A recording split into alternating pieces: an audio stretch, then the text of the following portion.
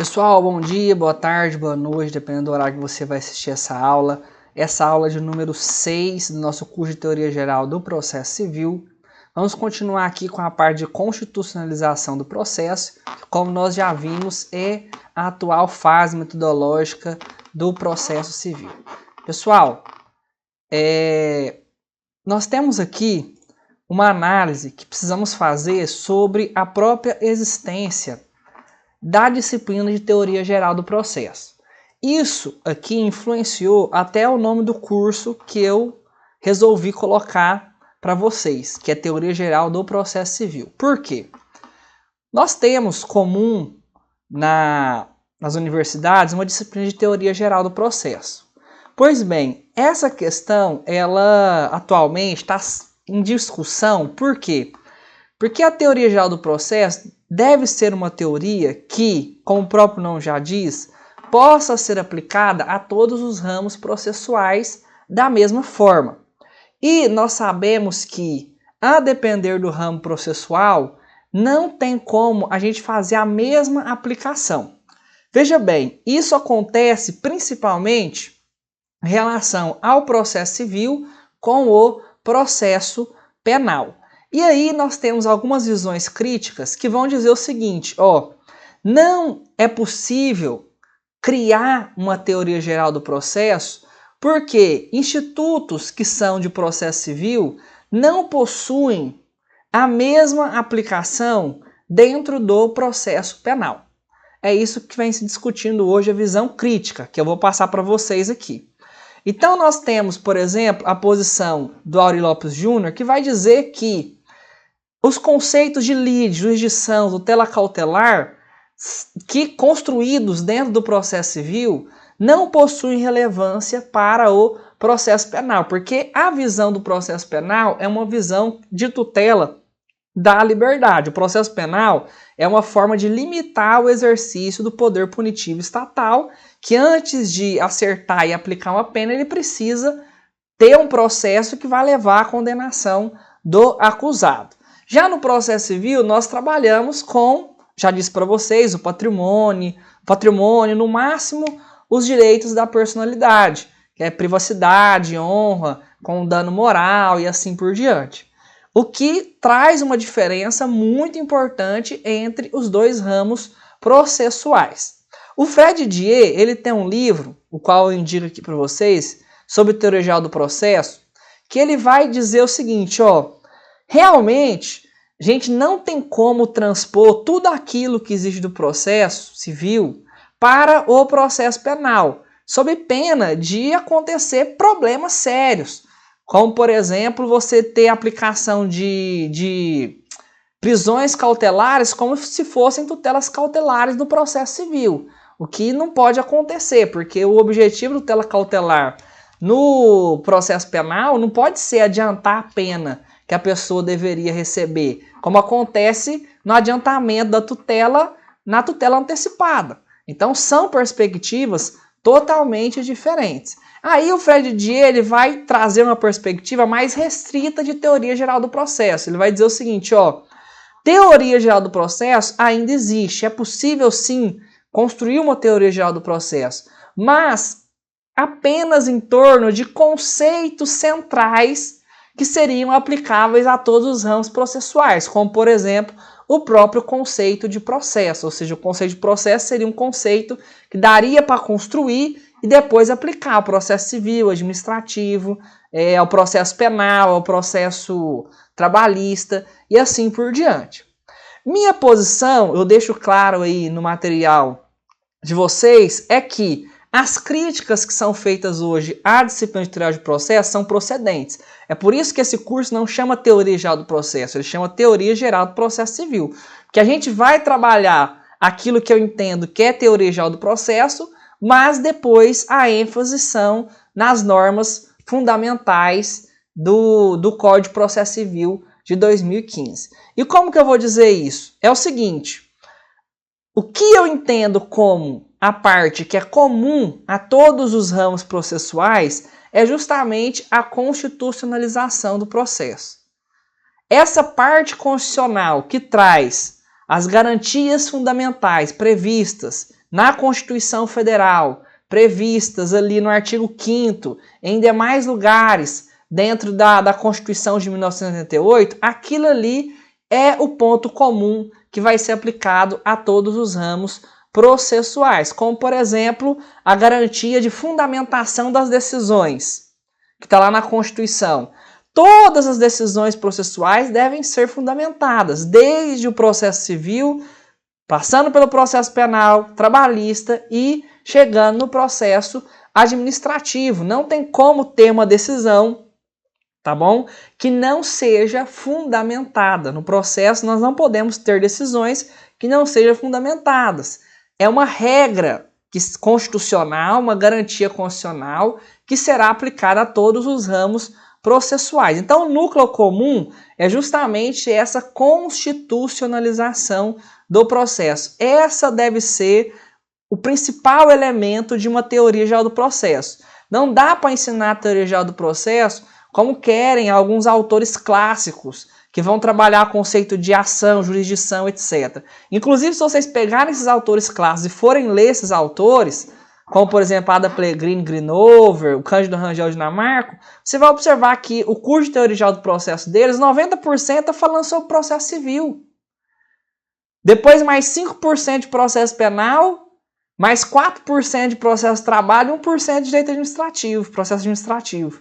Então, não tem como chamar aquilo ali de teoria geral do processo. Os exemplos que são dados, tudo gira em torno do processo civil praticamente. Então, eu prefiro chamar o curso de teoria geral do processo civil por essa razão. E mesmo assim, trabalhando a constitucionalização do processo, a gente ainda não pode perder de vista que os princípios, as garantias fundamentais que estão previstos na Constituição, ainda assim precisam ser analisadas de forma peculiar para cada ramo do processo. Assim como tem questões que são constitucionalizadas que são aplicáveis apenas ao processo penal, por exemplo.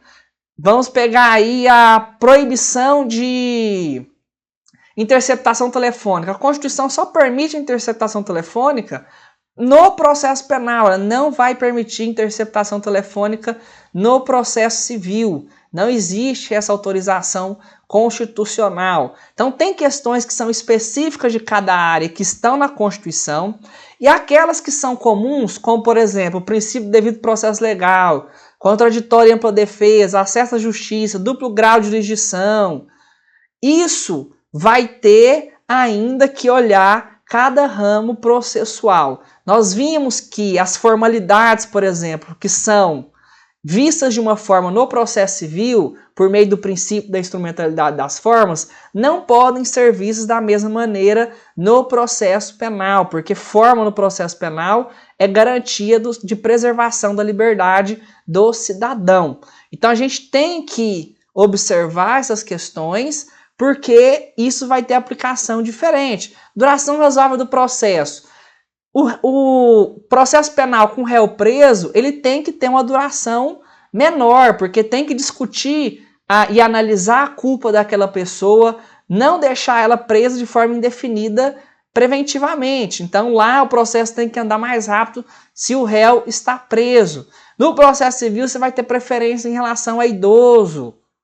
Então tudo isso tem que ser analisado de acordo com cada ramo processual. Não tem como criar uma disciplina de teoria geral do processo que vai abarcar jurisdição, competência, conceito de ação e assim por diante, que dê para aplicar 100% a todos os ramos processuais. O conteúdo da teoria geral do processo tem que ser menor, tem que ser em relação àqueles institutos que são realmente comuns a todos os ramos do processo, principalmente aqueles que estão previstos na Constituição de 88, porque é ela que dá o fundamento de validade para todos os ramos do processo. E isso fica muito claro lá no artigo 1º do CPC de 2015, que vai dizer, o processo civil será ordenado, disciplinado e interpretado conforme os valores e normas fundamentais estabelecidos na Constituição da República Federativa do Brasil, observando as disposições deste Código. A mesma questão nós poderíamos transpor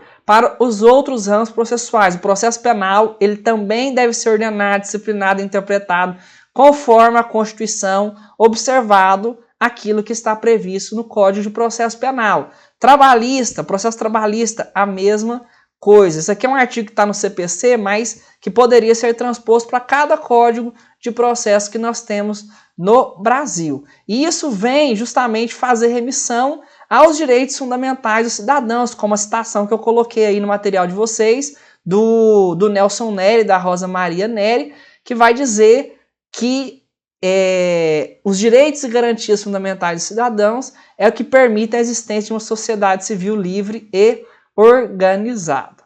E a partir daí, nós podemos estipular o quê? Que a tutela dos direitos fundamentais é o fim e o objetivo do processo civil dentro de um Estado constitucional. O Estado constitucional é aquele que tem uma Constituição rígida, que é o fundamento de validade de todas as outras normas jurídicas e que serve como base para todos os ramos processuais. Então, se a Constituição ela está no centro do ordenamento jurídico, o que acontece? A função do processo é justamente tutelar os direitos e garantias fundamentais que estão na Constituição de 1988. Isso pode ser feito, seguindo aqui os ensinamentos do professor Daniel Ontidiero, por meio da tutela desses direitos, como a decisão justa e a formação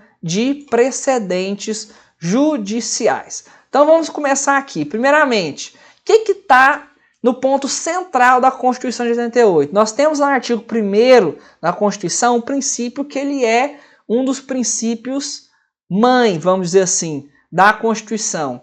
O professor Lingo Sardi fala que do princípio da dignidade da pessoa humana derivam de forma direta ou indiretamente todos os demais direitos e garantias fundamentais que estão previstos na Constituição. Então a dignidade da pessoa humana ela traz para o centro do ordenamento jurídico e, consequentemente, para a questão processual, que a pessoa ela tem um papel central, ela tem uma importância maior. E não é à toa que lá no artigo 8º do CPC, nós temos justamente que a aplicação do ordenamento jurídico deve ser feita com vistas a resguardar e promover a dignidade da pessoa humana. Então a gente não pode descartar que a tutela da pessoa humana, por meio dos seus direitos e garantias fundamentais da Constituição, estão no centro de qualquer ramo processual, seja o processo civil, trabalhista, penal. E à medida que o processo visa violar não, mas vamos dizer assim, restringir direitos e garantias fundamentais, como por exemplo, o direito à propriedade privada pode ser retirado por meio de uma penhora, o direito fundamental à liberdade pode ser retirado por meio de uma prisão. Quanto mais importante for o direito fundamental, mais a dignidade da pessoa humana e a pessoa humana deve estar no centro. É por isso que o processo penal, como ele lida com a liberdade, ele deve ter uma proteção maior à pessoa humana do que o processo civil, que admite, por exemplo, a instrumentalidade das formas e evitar anular um processo porque uma forma foi violada, mas acabou conseguindo atingir o seu objetivo. Beleza? E o princípio da legalidade, é o princípio que vai dizer até onde o Poder Judiciário pode ir na tutela desses direitos e garantias fundamentais. O que a gente não pode esquecer é que o princípio da legalidade contemporaneamente observado não quer dizer simplesmente lei, mas ele está fazendo menção a todo o ordenamento jurídico e principalmente a Constituição que está no centro, tudo bem? Além de preservar a dignidade da pessoa humana, a gente precisa observar que a construção processual recente deve ser feita por meio da observação de precedentes judiciais. Por quê? Porque os precedentes judiciais são garantias de observação da igualdade entre as pessoas. E eu explico. O que é um precedente judicial? É uma decisão anterior que nós poderemos utilizar para fundamentar uma decisão que está ali naquele momento para ser julgada pelo Tribunal de Justiça, pelo juiz de primeira instância ou até mesmo pelos próprios tribunais superiores, que devem seguir os seus próprios precedentes. Quando você aplica decisões iguais para casos que são idênticos ou semelhantes, o que nós temos? Nós temos a aplicação do princípio da igualdade. Porque se você trata casos idênticos de maneira diferente, colocando decisões diferentes, o que você está violando? Você está violando o princípio da igualdade, o direito fundamental à igualdade. Então, o precedente você tem que observar. Por analogia, se aquele caso que já foi julgado pode ser aplicado àquele caso que está chegando naquele momento.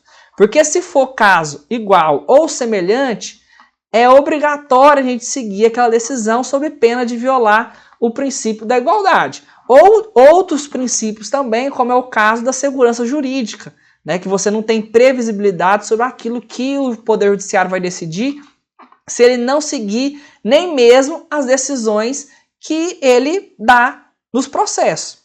Então isso tem que ser bastante observado, porque apesar da competência dividir a aplicação do Poder Judicial no Brasil todo, como a gente vai ver posteriormente, o Poder Judiciário ele é uno. Está lá na Constituição, que os três poderes é legislativo, executivo e judiciário. O Poder Judiciário ele é uno, né, e o seu exercício é dividido nas competências entre juízes de primeira instância, segundo grau e tribunais superiores, mas a gente tem que tratar como algo que seja unitário. Então, os precedentes ele é importante para garantir justamente a questão da igualdade, você trazer soluções iguais para casos que são semelhantes. Idêntico é muito difícil de acontecer, mas você tem que observar a semelhança essencial entre um caso e outro. Além disso, para construir esse precedente, nós precisamos de uma decisão justa. O que é uma decisão justa? Uma decisão que seja proferida de forma racional. Isso a gente fala a partir da estruturação de um discurso jurídico. Toda decisão ela precisa ter relatório, ela precisa ter fundamentação, ela precisa ter um dispositivo, que é a sua conclusão. Então, a explicação do caso no relatório, a fundamentação judicial, ela tem que ser racional, né? E ela deve buscar, na medida do possível, entender o que aconteceu naquele caso, né? O Daniel Mitidiero coloca a busca da verdade. Embora esse termo verdade, a gente tem que tomar cuidado com ele. Por quê? Porque a verdade ela é um ideal buscado pelo processo, mas que ele nunca vai poder ser alcançado e o ordenamento jurídico não permite que tudo seja feito para alcançar a verdade, como, por exemplo, o ordenamento jurídico não permite que provas sejam produzidas em desacordo com a Constituição, em desacordo com a lei processual, porque, mesmo que seja em busca da verdade, existe um limite que são os direitos e garantias fundamentais que não podem ser violados para essa busca irrefreada da verdade. Então, o termo verdade aqui ele deve ser analisado com uma certa ponderação, porque a verdade mesmo, exatamente o que aconteceu, dificilmente ela será reproduzida dentro de um processo, né? Cada prova que é produzida no processo, ela vai trazer uma pequena reprodução daquilo que aconteceu na realidade, mas nunca a gente vai saber exatamente como que aconteceu. Além disso, para que a decisão seja justa, o processo deve ter sido respeitado justamente, ou seja, tem que ter tido ampla defesa, tem que ter tido contraditório, tem que ter respeitado o devido processo legal. Senão, aquela decisão reproduzida ao final do processo, ela também não vai ser justa. Então, a decisão justa ela depende de conteúdo, da fundamentação da decisão, mas ela depende também de forma, que é o respeito aos princípios e garantias processuais, tá bom? Então, a finalidade do processo civil é a tutela dos direitos, especialmente os direitos e garantias fundamentais. Então, o objeto do processo só pode ser os bens jurídicos tutelados pela nossa Constituição, pela lei civil, tá? Essa é a fundamentação do processo civil a partir de uma base constitucional contemporânea. Tudo bem? Até a próxima. Tchau, tchau.